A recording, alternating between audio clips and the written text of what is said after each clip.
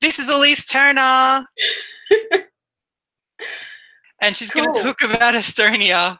So what were your takes on Estonia? Storm by Victor Crone.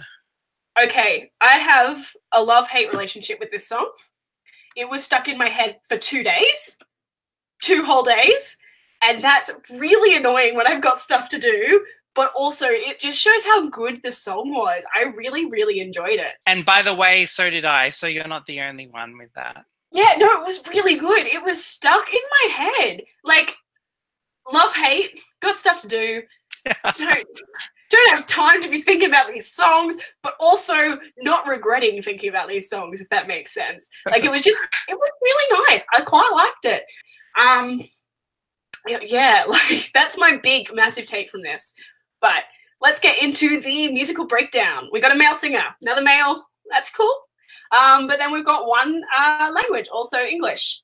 In terms of octave ranges, we have a bigger range than Czech Republic and a bigger range than France. We're at D3 to B4, so we've gained an extra 2 notes, and it's just over an octave and a half. And a little bit more difficult if you actually want to cover it vocal-wise, but, you know, still achievable, especially for like a tenor up an octave. If you put it up an octave, a tenor would be like, you know, sweet, this is you know, easy.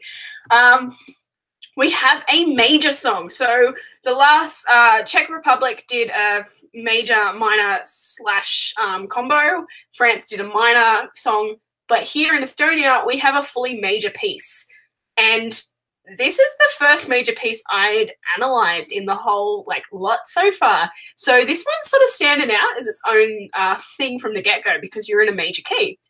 Another 4/4 time signature, and we're at 130 beats per minute, so just a little bit faster than your average pop song at 120. But we have 3 chords. Only 3 chords. Now, that's interesting because you can either make 3 chords really boring or you can make 3 chords really interesting. And what we've had done in Estonia is we've made it really interesting. I had to listen to it multiple times because I was like, surely there's more than 3 chords in here. They're changing it up enough that I'm still interested, but there were only 3 in the whole thing. And so that was really cool for me. I thought that was pretty rad. Just looking at my notes, I'm pretty sure it was 3. I hope it was 3. I'm going to eat my words now. Someone's going to be like, Elise, it's not 3. You did it wrong. You're wrong. Full stop. What have you done? I'm pretty sure it's 3. So in terms of instruments, we have our vocals, obviously, our hero of all Eurovision songs. And then we got some acoustic guitar happening. I think that makes it sound a little homey. I don't know, a little bit more, homey sounds like the wrong word. It just makes it feel a little more laid back and relaxed, which is good, because it leaves room to build with the synth and electronic instruments that come in and feature so prominently in this song. Like, my first impression was, oh my goodness, dance party. Let's have a party. Let's dance this song. It's just got that vibe. But you wouldn't, like, from the first few bars, you wouldn't know that because you've got this acoustic guitar playing hero. And so that's a really nice way to let that build up. And then we got some piano happening, just hiding in there as it builds up. But you know me, I'm going to find that piano if it's in there. And then a bit more of the backing vocals. We got some more female backing vocals in. So got that nice contrast between the male and female vocals. Now, let's break down how this song is structured. We have verse 1. So no intro. Verse 1 straight in, 16 bars. Chorus for 8 bars. Verse 2 for 8 bars. And then a double chorus. So chorus, 8 bars. Seems legit, right? But then we've got, you know, we've only had one chorus previously. Why is the double chorus in the middle? We'll come back to that. After our double chorus, we have a post-chorus. So it's just a little outro-y bit, you know, fill it in. It's like a bridge, except it happens more than once, so I'd argue it's not a bridge.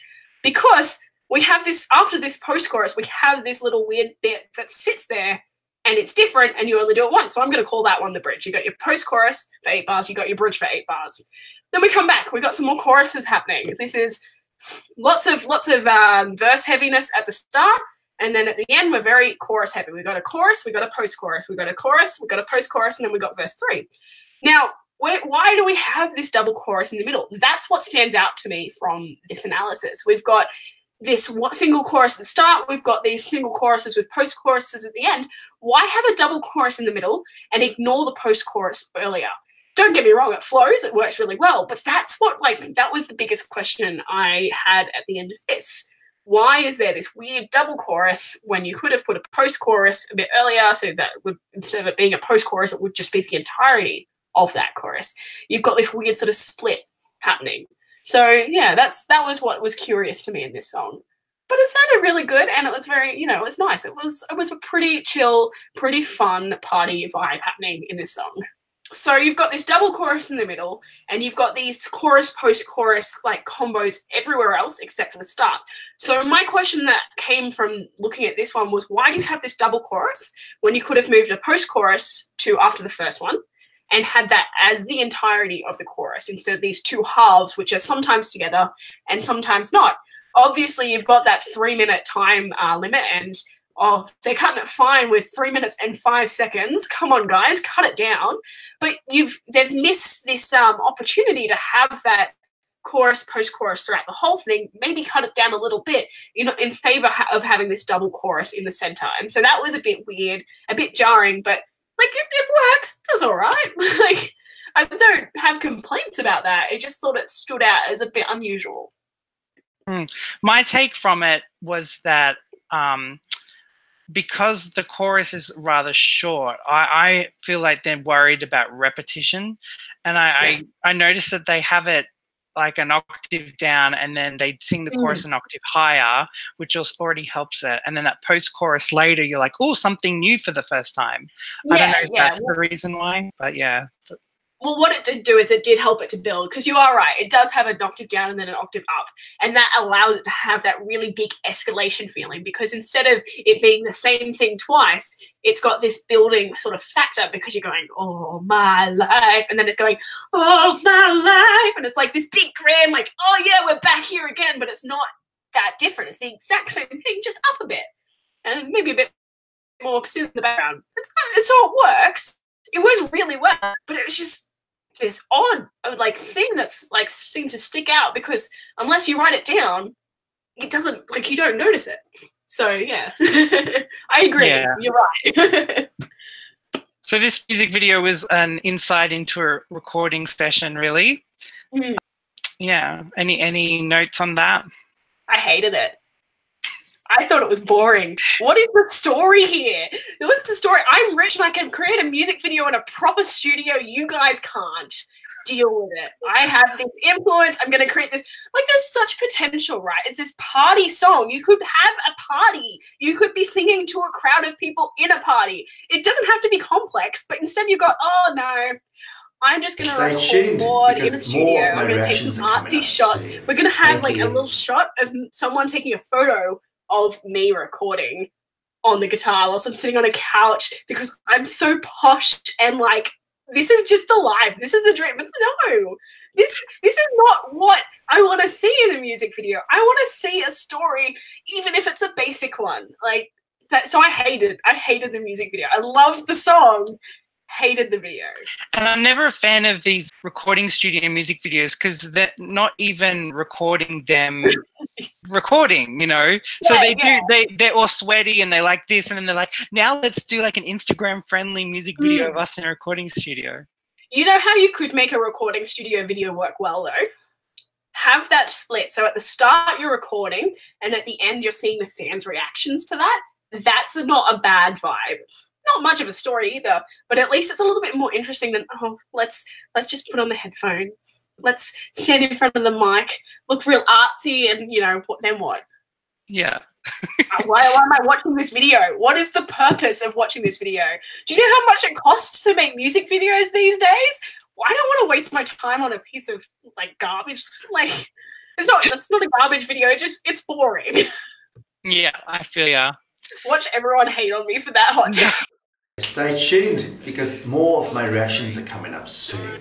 Thank you. I'm with Stuart Wilders from ESC Fan TV. Check out ESC Fan TV. I know you looked at, is it Estee Lauder for Estonia? Yeah, Estee Lauder. Yeah, we looked at the semi-finals. We looked at the final. It was over a 3-week period, they chose their song. They've gone for a Swedish singer in Victor Crone, who tried to represent Sweden in Melodifestivalen a few years ago and didn't make it out of the semi-final. It's very current.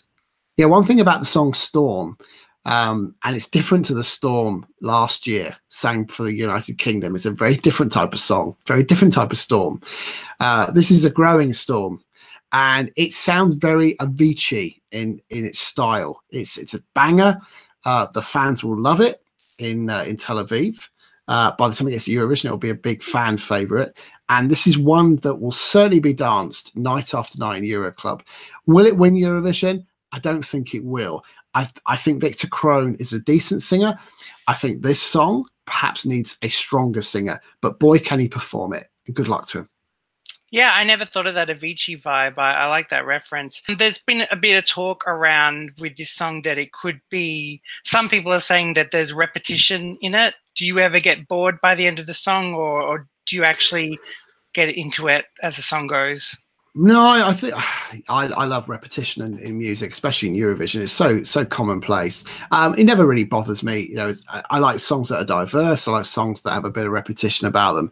I think Estonia have got this about right. Last year, you know, they did really well. Came 5th or 6th with Alina. The year before, they didn't qualify. And I think they're on the right road, Estonia. There's some good songs, some diverse songs in their national final, SDLAO. And they've gone with a song that perhaps is more generic than some of the ones they could have gone for, but it's a good song. And that's where we start with this one. It's a good song. People will recognize it. There are lines in that song which you might be familiar with other songs that we've heard over the last few years. That's quite common in most music now. In most songs, they've come from, there have been snippets that have come from other songs. I have no problem with that either. And this is a song that the fans will get behind. I'm here with Lam, my friend from Vietnam. Hello, everybody. So we're doing Estonia in this video, and it's called Storm by Victor Crone. Cool. Yeah, so let's have a look and just react. Let me know your thoughts. Yep, all right. 1, 2, 3, go.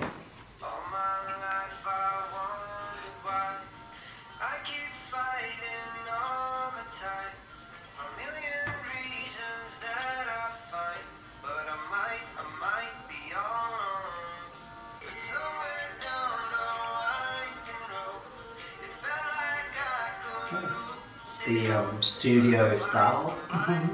Yeah. Cool.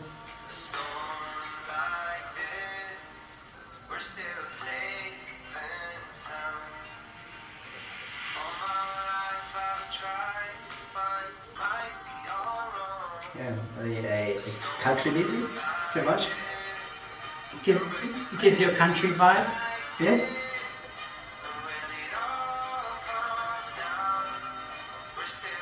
Yeah, he reminds me of Alan Jackson. Oh, okay. Yeah, pretty much similar. They have the similar voice as well. Yeah, but this part of the song is pretty modern. It's no longer country. But the first part of the song is very country music. You think it's evolved? Yeah.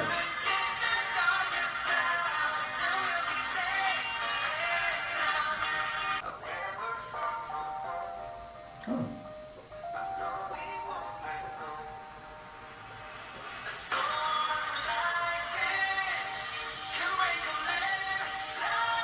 What are you thinking? Yeah, as you say, it's evolving. Like the intensity is like when I listened to the first part of the song, I didn't think it's gonna be that intense towards the end. Yeah, but it surprised me a little bit. I love that one.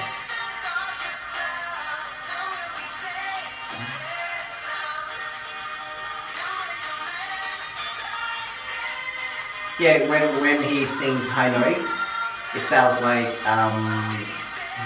who's the guy from Maroon 5? Adam Levine. Yeah, Adam Levine. Ah. Like Alan Jackson in the first half and Adam Levine in the second half.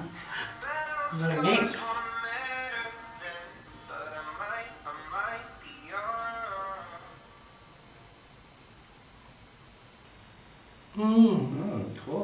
What's your final thoughts on that song?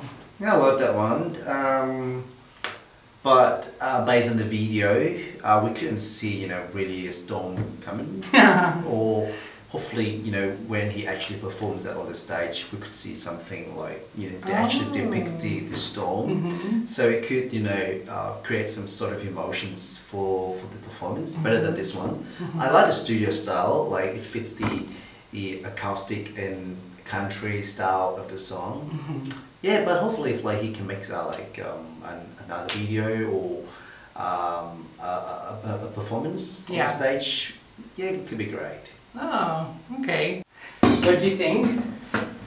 Yeah, it reminds me of another song, like a very popular song, but I couldn't remember what its name. So its melody just like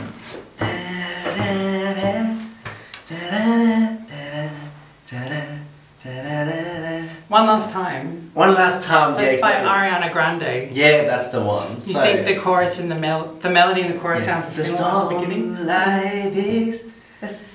And then it changes. Yeah. Interesting observation. Yeah. Don't forget to subscribe to MJT Reviews and follow Mitchell's on Facebook for more Eurovision contents. He's not paying me for this, but